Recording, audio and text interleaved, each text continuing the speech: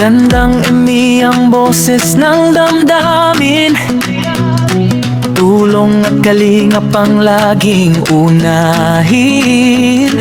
What's up mga kalingap? Hello po sa ating lahat. So for today's video mga kalingap, syempre kagabi is napaakyat namin itong si Berador at nasabi naman niya kung ano yung dapat niyang sabihin about sa kanya, no? About sa, alam niyo naman po, no, mga kalingap. At tinanggap din naman niya yung suspension sa kanya. So, eto nga, no. Dahil narinig din natin yung side ni Berador, meron din syempre yung side itong babae, no, mga kalingap. So, syempre, nandoon tayo sa live ni Kuya July, sorry. Nandoon tayo sa live ni Kuya July at pumasok itong M. Masyadong controversial itong M, no? Halos karamihan M. Masyadong controversial yung letter M. Letter M, no, mga kalingap. So, ayan po, no? So, nandoon yung si M at syempre nag-comment po siya, no, mga kalingap. Sinabi niya doon na hindi naman daw po siya naghahabol dito kay Berador. At kahit 5 daw ay hindi siya nanghingi dito sa kanya. At syempre, nabanggit din niya doon, no, mga kalingap, na never siyang nagchat-chat or tumatawag dito kay Kuya Bal at kahit sino pa man dito sa kalingap. So, ang tanong, sino kaya ayon na nagsabi dito kay Kuya Bal? Paano niya nalaman to, no, mga kalingap? Palaisipan din, no, para sa atin kung sino. Ito ba ay si Roda? Kasi si Roda yung nakakausap ni Kuya Bal about diyan, no? Pero inamin niya doon na wala naman daw siyang nakakausap na kahit sino dito sa Kalinga. So, mapapaisip tayo, sino? At inamin din niya diyan na sure siya na itong anak niya ay kay Berador. At willing naman daw po siya na mapa-DNA itong bata, no, mga kalingap. Pero kung sa kanya lang daw, ayaw daw niyang makita itong si Berador at ayaw din daw niya na makita ni Berador itong bata. No, so ayaw din niya na makita ni Berador itong bata. So bakit pa siya nagko-comment dyan? No, mga kalingap.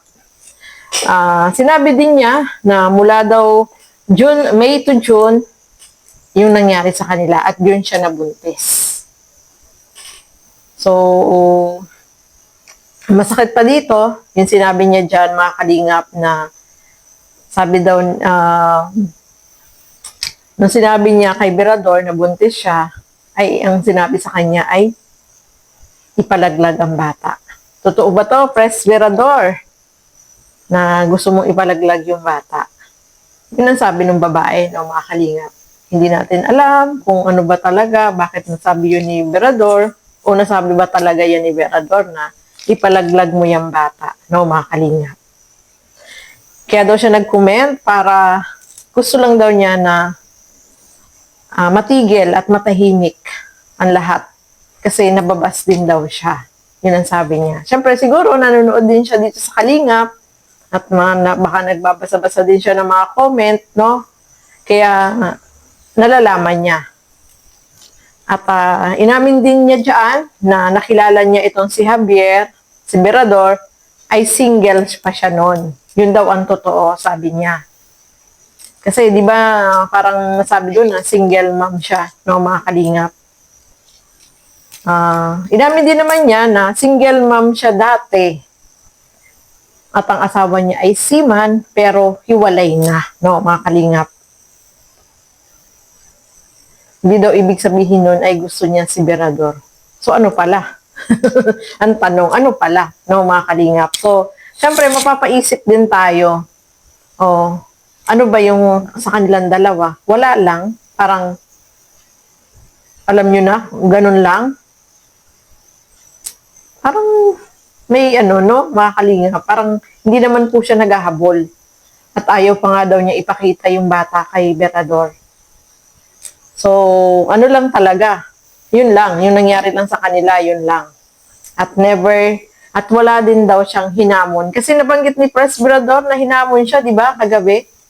Nung hinamon siguro yung pagkalalaki niya, kaya pinatunayan niya lang na hindi kaya niyang gawin yung paghamon sa kanya, no, mga kalingap. So, ayan po, no. Ayun, hindi naman daw po siya naghahabol dito kay,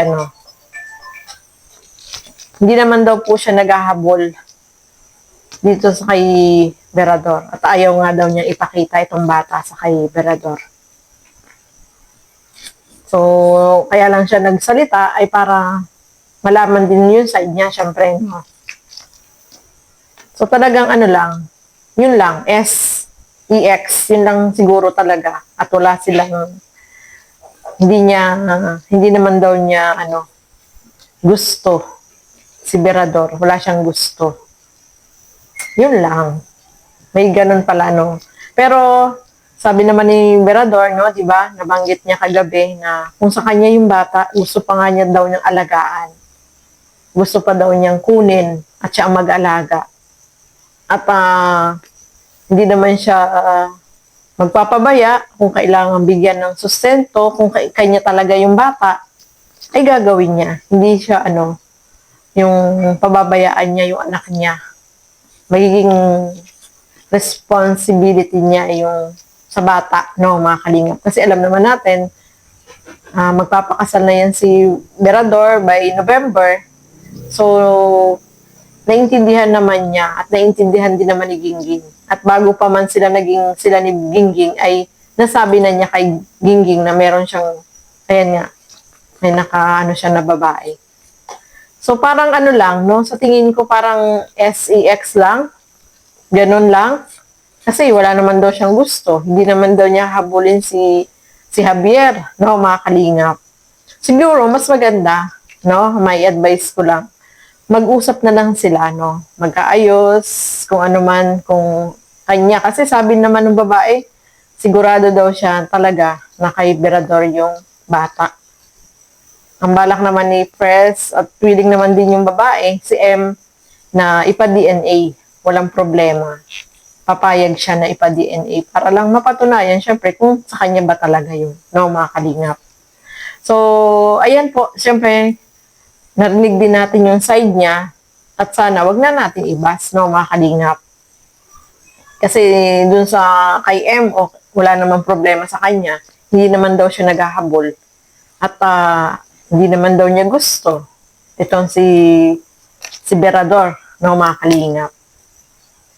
So, ayan po, no. Medyo naguguluhan ako, no. May ganun pala na lang talaga. Yun lang ang nila. Pero si Berador naman, handa naman siya, no, na kung kailangan ng sustento at magsustento, ay gagawin naman po niya. Yun ang maganda kay Berador. At yung babae naman ay hindi naman po siya naghahabol. Kaya lang siya napakomment ay para syempre malinawan kung ano ba talaga yung totoo at yung side niya, no, mga kalingap. So, ayan po, no. Bahala na po si Berador dyan at yung babae kung ano yung kanilang gagawin. Kasi syempre, kapag ganyan, kailangan mag-usap po sila, no. Hindi naman pwedeng hayaan na lang. So, ayan po, no, maraming salamat po sa inyong walang sawang panonood at pagsuporta dito sa aking mga ginagawang reaction video. Syempre, suportahan po natin Val Santos Matubang, Kalingap Rab at Edna Vlogs. Ang inyong lingkod, Gandang Emmy. Syempre, suportahan din po natin si Kuya July. Sa kanya po natin nakuha yung comment na yon ng babae, no, ni M.